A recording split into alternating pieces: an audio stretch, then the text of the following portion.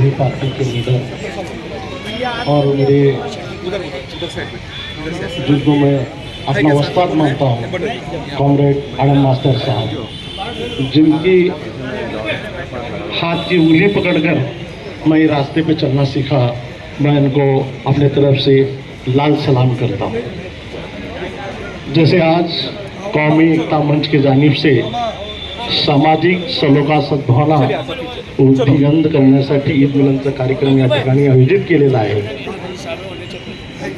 खरं तर या ठिकाणी आपल्या देशामध्ये अशा प्रकारचे कार्यक्रम सर्व समाजातील लोकांना, सर्व सामाजिक क्षेत्रातील लोकांना, सर्व राजकीय पक्षातील लोकांना घेऊन आपण एका व्यासपीठावर येण्याची ही काळाची गरज आहे। आज हा कार्यक्रम ज्यांनी आयोजित केलेला आहे तो कार्यक्रम शहराच्या प्रत्येक भागामध्ये होण्याची गरज आहे खरं तर, आणि प्रत्येक समाजामध्ये होण्याची गरज आहे, ही काळाची गरज आहे। मित्रांनो, आपण आज बघता की सध्या आपल्या देशाचं वातावरण कशा प्रकारचं झालेलं आहे। देशाच्या वातावरणामध्ये एक प्रकारचं विष पेरलं गेलेलं आहे, जिसे हम कहेंगे कि इस मुल्क की हवा और फिजाओं के अंदर जहर को, धार्मिक जहर फैलाया जा रहा है।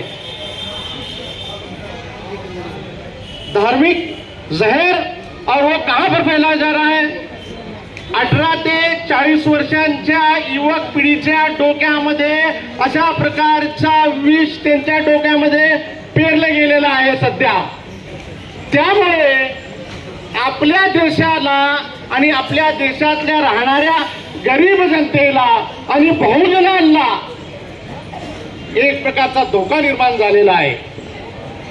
लोकशाही संपलेली आहे असं म्हणण्यामध्ये काय हरकत नाही, कायदा हा संपलेला आहे असं काय म्हणण्यास हरकत नाही।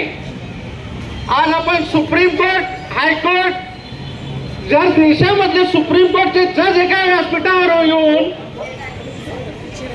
स्टेटमेंट देत असतील सरकारबद्दल, त्याच्या म्हणण्यामध्ये शंका आहे की सरकार चालवणाऱ्या लोकांचा त्यांच्यावर दबाव आहे, असं जर सुप्रीम कोर्टाचे जज म्हणत असतील तर खरोखरच या देशाच्या घटनेला फार मोठा धोका आहे।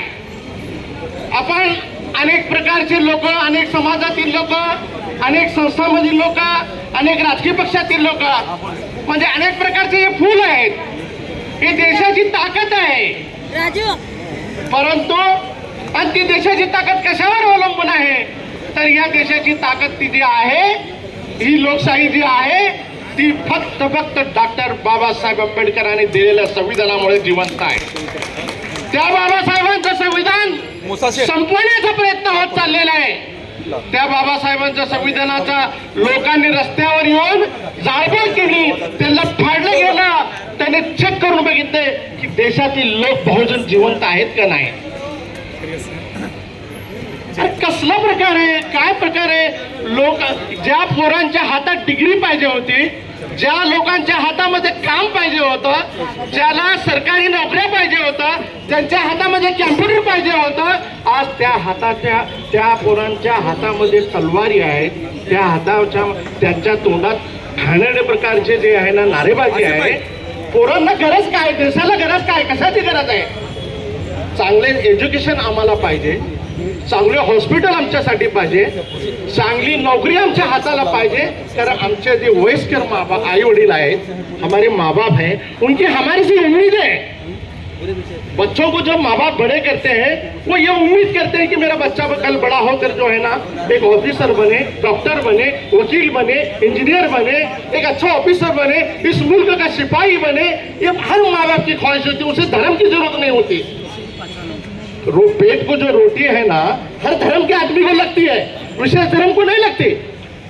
तो माँ बाप की ये ख्वाहिश है मगर सियासत में काम करने वाले, सरकार के अंदर काम करने वाले किसी खासदार, आमदार, मंत्री का बेटा हाथ में हथियार लेकर नारेबाजी नहीं कर रहा. कोण आहेत तो तीन लोक ते आहेत आमच्यातले बहुजन समाजातील लोक आहेत. ते बहुजन समाजातील लोक आहेत, गोरगरिबांची पोरं आहेत. तर या गोरगरिबांना न्याय देण्यासाठी आणि देशाला वाचवण्यासाठी आणि देशामध्ये एकता निर्माण करण्यासाठी आज आपण या ठिकाणी आलेले आहोत.